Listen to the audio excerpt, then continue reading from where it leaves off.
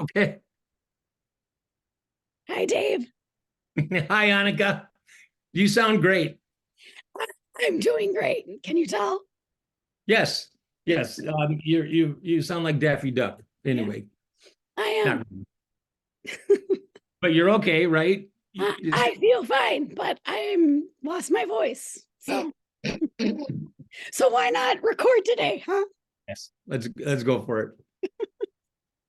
Hey, it's Advent. It's week 2, and our biggest takeaway from last week We'll get through this. Go ahead.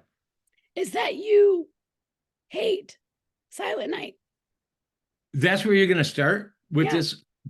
That I hate Silent Night, and yeah. so I'm what? not sure you're even a pastor anymore, are you? No. So I can hate what I want to hate. That doesn't sound good. No.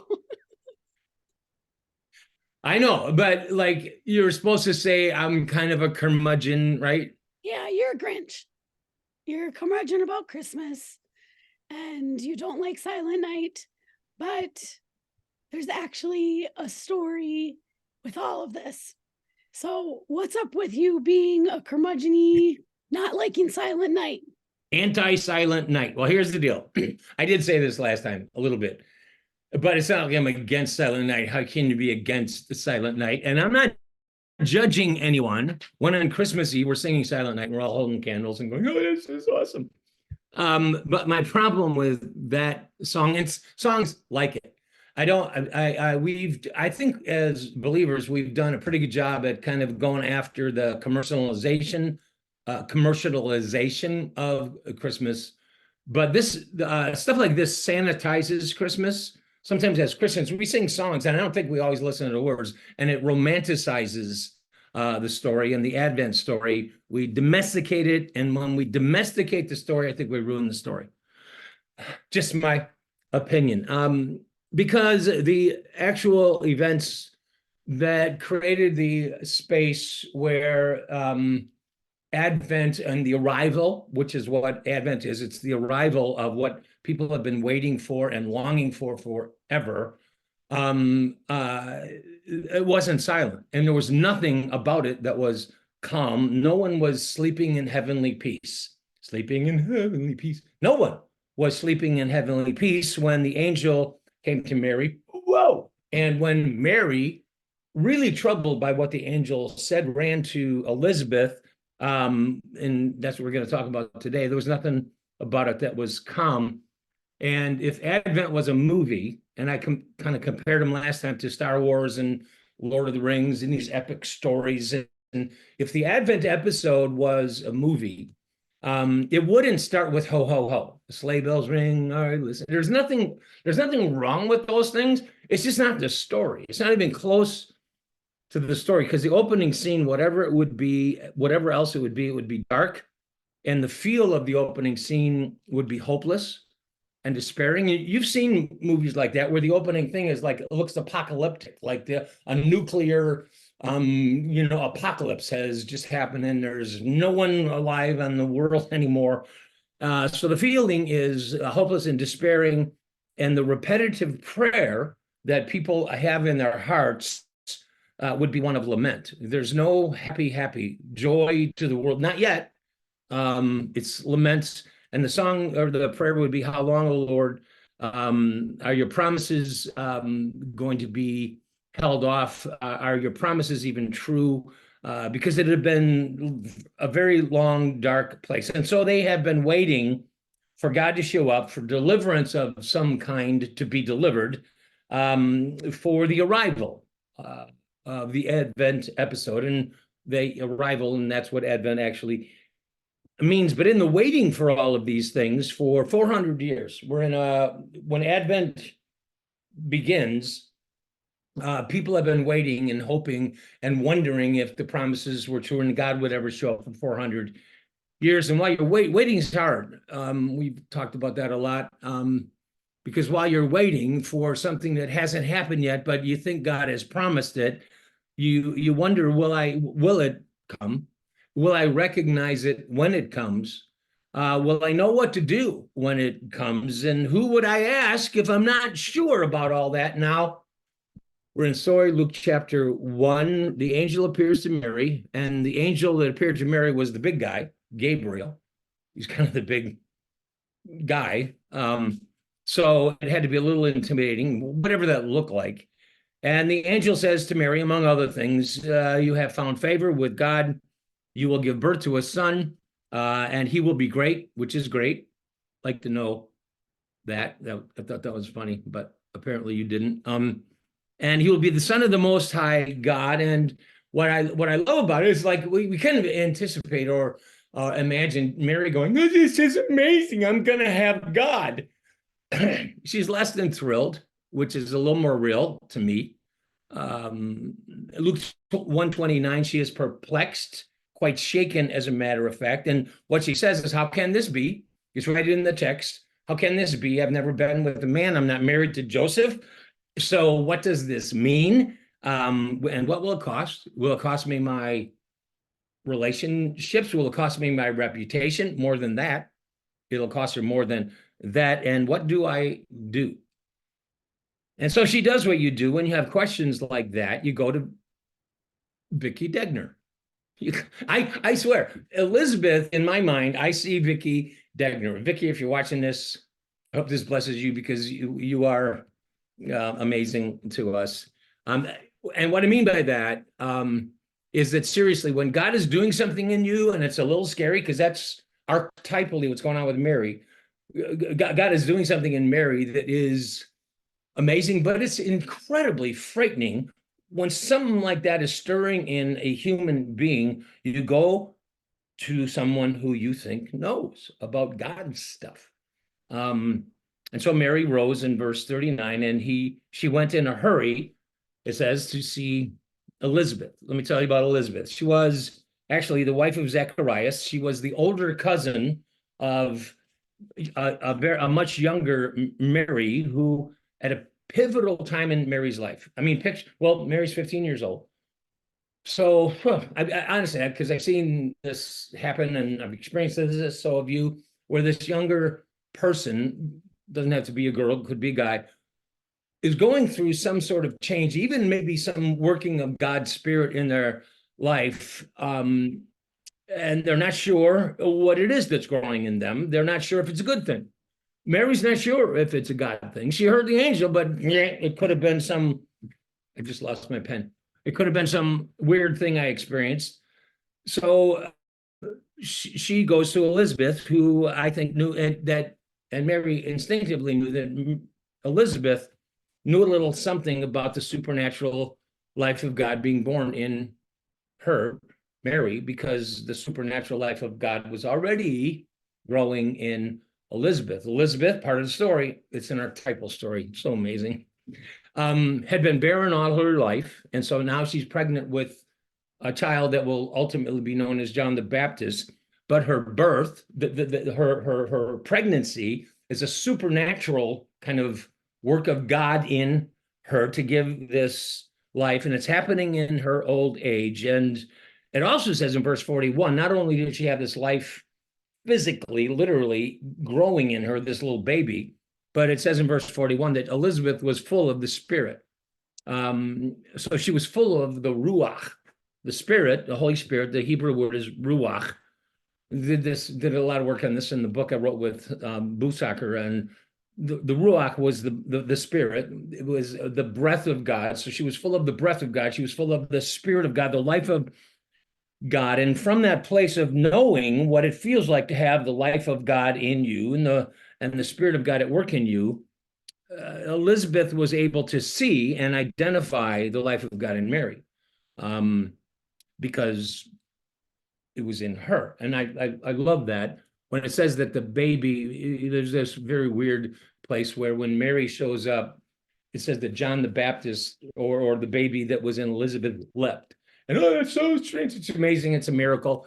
But I think it's happened to people. I think if you think about it, and this is where I think Vicki, you walk in and the life of God that's in her spots the life of the Spirit that's in you. That's why when Vicki was on staff, there'd be a line of people wanting to talk to Vicki.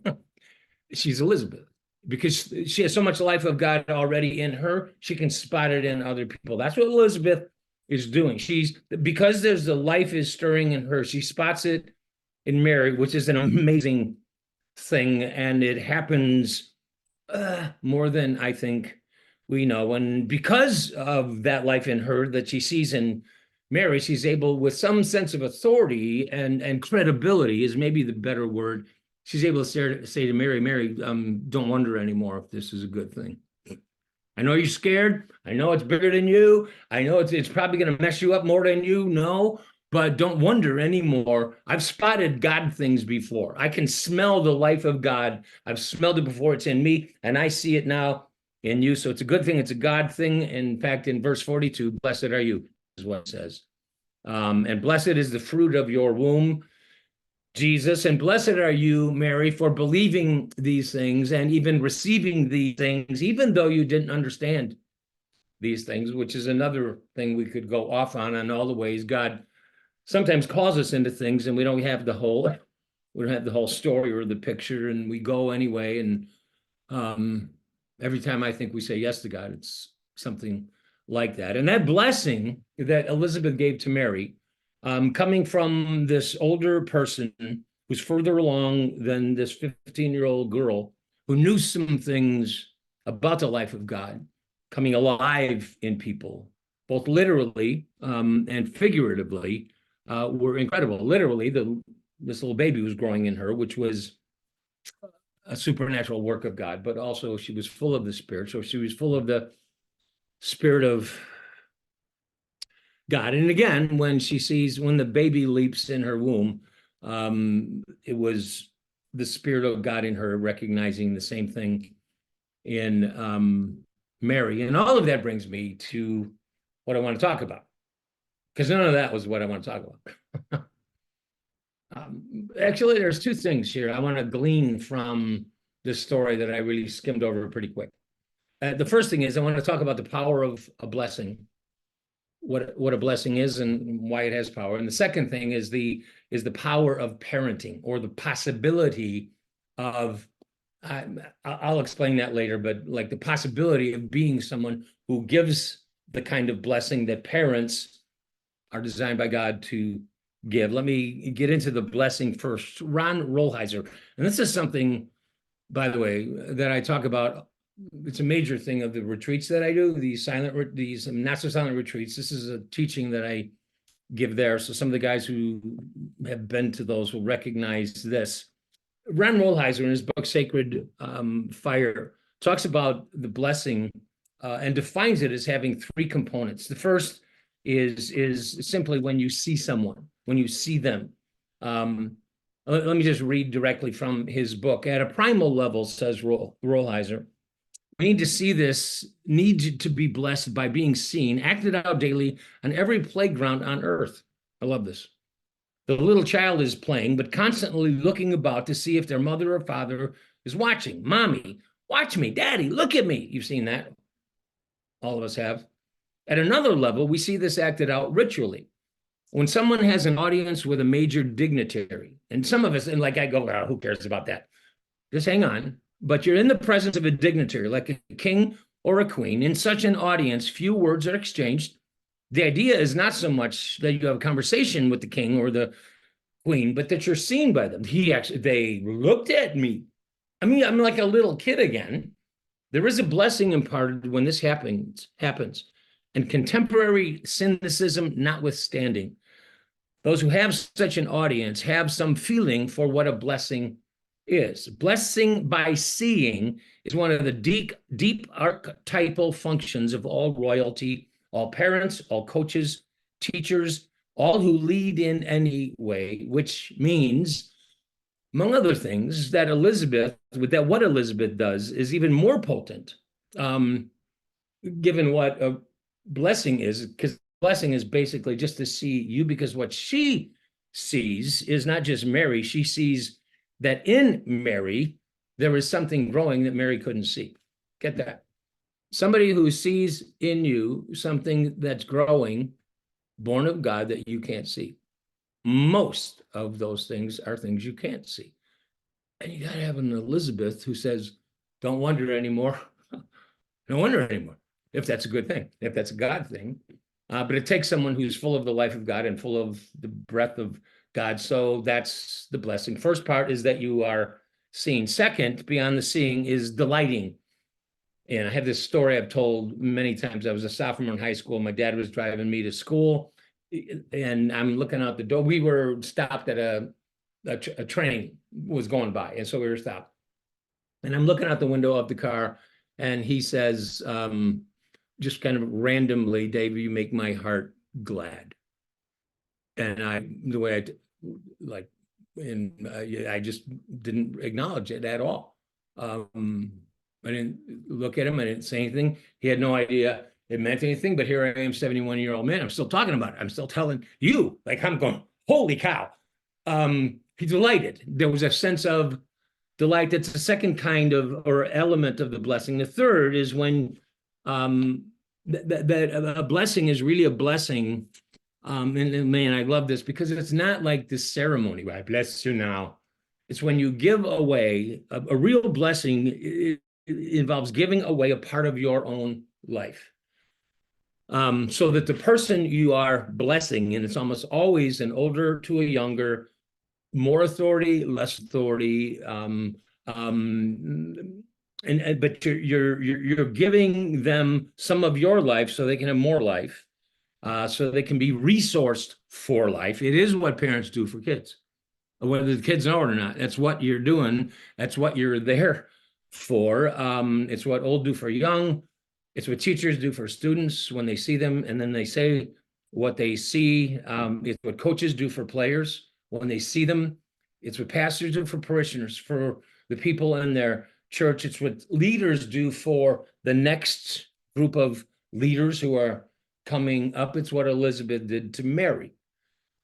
Indeed, a big part of this story, archetypally, was that the life and work of God in Mary would one day, now think on this, the life of God and work of God in Mary, which was literally Jesus, was going to one day become greater than the life of God and the work of God in Elizabeth, which was John the Baptist. That was a good thing, but Mary's thing, the work of God in Mary, was going to be bigger than Elizabeth, and Elizabeth could have been jealous of that and wanted to minimize that. But the job of the Elizabeths, it's not a job, but the calling, the archetypal truth of the true Elizabeths of the world are that they see it and they say it and they even know. Maybe the best part of a legacy would be if the next generation goes further, does more. I must decrease. You must increase. John the Baptist even carried that out with Jesus, John the Baptist being the child born to Elizabeth, which means part of the blessing, it's not just seeing it and saying it, part of the blessing of the next generation, and this is very generational, I think, is creating space for the next. It involves letting go. It involves some relinquishment, if you will. And in fact, if you see this, this whole thing of the blessing and the creating space for the next, you see it most graphically, and I think we can best understand it when it doesn't happen, because I think we're more familiar with that. When it doesn't happen corporately in the business world, when someone who's been on top for a very long time is threatened by who's coming up and they make sure they're marginalized in some way. It happens politically, it happens religiously. In a church, we just went through an incredible experience of succession. After 38 years, I was at Open Door, and then I stepped down, and that's a little scary and all of that kind of stuff. But a healthy one, and I think we've done a healthy one. It involves creating space. Whether you don't say this stuff, you don't preach this stuff, but you create space for the next. You relinquish power and control to the next. It's what the old do for the young, archetypally. This is a big story. This Elizabeth thing, you can't just skim it. It's what one generation does for the next. The second thing I wanted to talk about, what the first thing was the nature of the blessing, but the second is this possibility of parenting, which sounds kind of weird, but what I mean by that is that you can become an Elizabeth. That's what I mean by because what Elizabeth did is what older people do for younger. It's what parents do for children. And it couldn't be more important.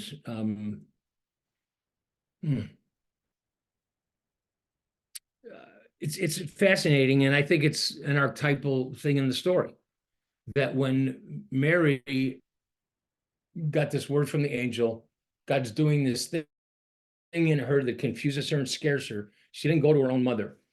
I don't think it means that Mary's mother was bad.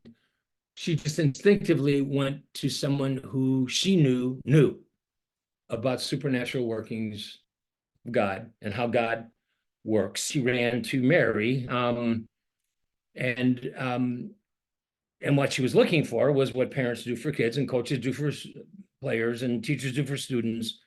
And I just think it's a possibility that all of us have the potential to be an Elizabeth, to be that kind of person.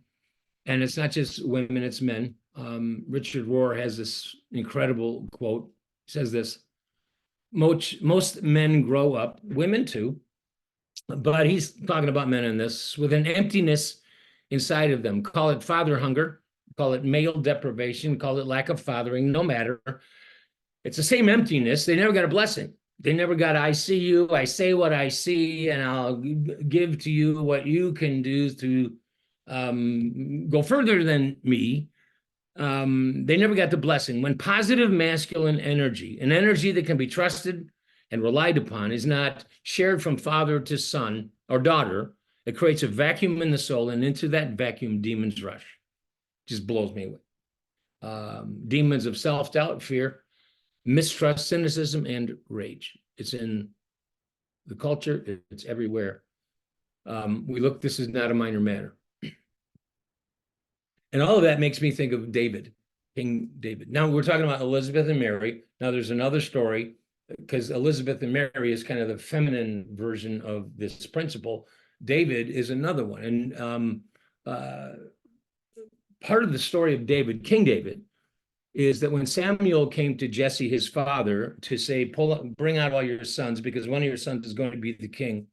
It's fascinating to me, archetypally, that Jesse didn't include David. Why? Because Jesse didn't see his own son. He didn't see in David the potential to be what Samuel said one of your sons is, the king of Israel. So David had a son who didn't see him. David had a father, who didn't see him. I could keep going. He also had a brother who didn't protect him.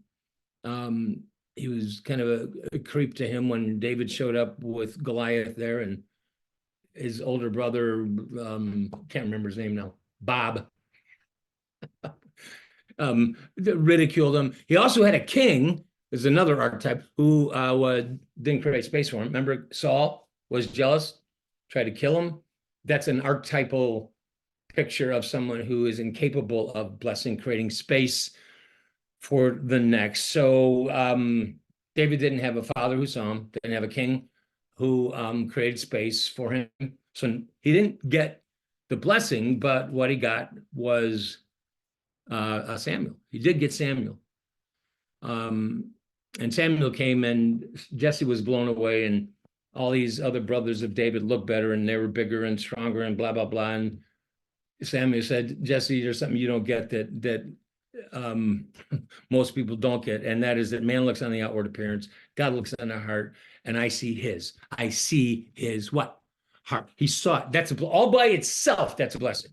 That somebody like a Samuel saw, and then he named what he saw, which means that Samuel and Elizabeth had spiritual eyes.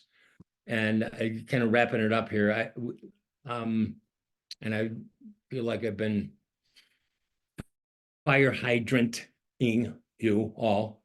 I think we need to pay a lot closer attention to who our Samuels are, because a lot of us, men and women, have not had fathers or mothers or coaches or teachers who saw us and said what they saw, and saw things we couldn't see. Now, some of us did, but everybody wishes it was their actual father or their actual mother, and we've got father wounds and mother wounds, and it's a huge thing. But did you have a Samuel? Did you have a teacher, a coach, someone else, an Elizabeth, a Samuel, a David, that kind of person, because they are your fathers and they are your mothers, and they need to count.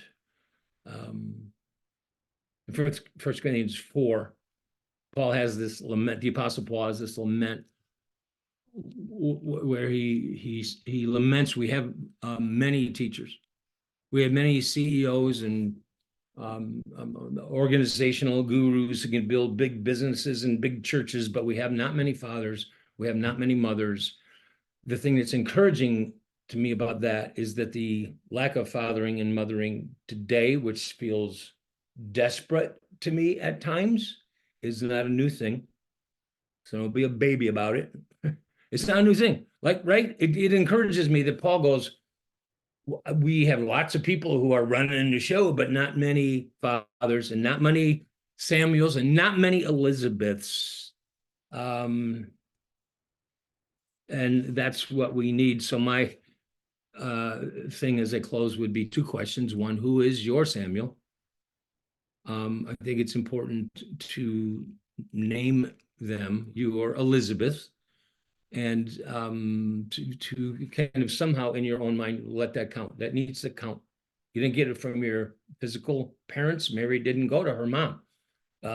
David didn't get it from his dad. But that person who said it and saw it needs to count. The second is that we need to recognize when God is calling us to be Samuels and to be Elizabeths. You know why? Because we have not many fathers and we have not many mothers. Vicky Dangers, who because of the life of God in them, spot the life of God in you. Even when I say that, something comes alive. You can feel it. I know you know Vicky. And so you know it's more than a principle when you personalize it like Vicky.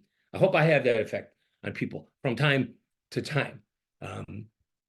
But that's what the older do for the young. And that's the story of Elizabeth and Mary. And that's my story, and I'm sticking to it. Can you hear me? Do I still sound good? This is going to be one for the books, but it's hard to act serious when my voice sounds like this.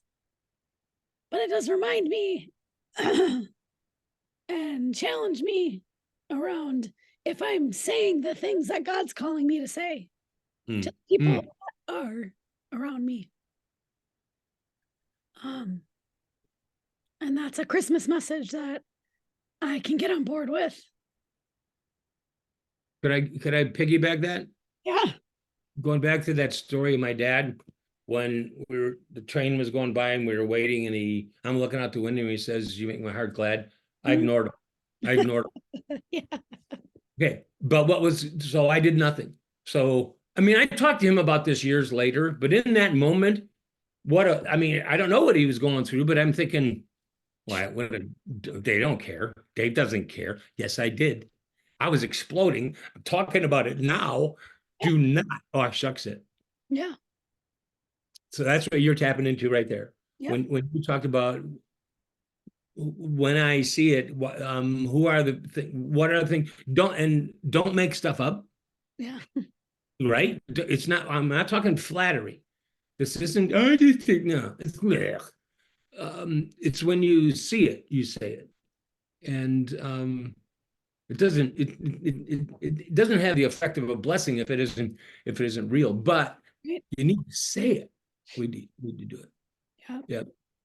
Yeah. Well, I'm excited for week 3, mostly because my voice will be better. I'm glad. Do you have anything else to say? Don't stop because your voice is weird. Anything? I don't think so. Okay. It's just this concept is so important for our spiritual lives and the lives that we're living out with the people in our circles. Yep. And I think what I love about it too is it makes the Christmas story. It's not a small story. It's a really big. I mean, it touches everything. And this is just the beginning too. So anyway, next episode we'll do the Magnificat, because all of a sudden this stuff starts to dawn on Mary and she goes nuts. Yeah, I love it. Yeah. Yeah. Wow, thanks, Dave. And hopefully I sound better next time. Bye, everyone. Bye-bye.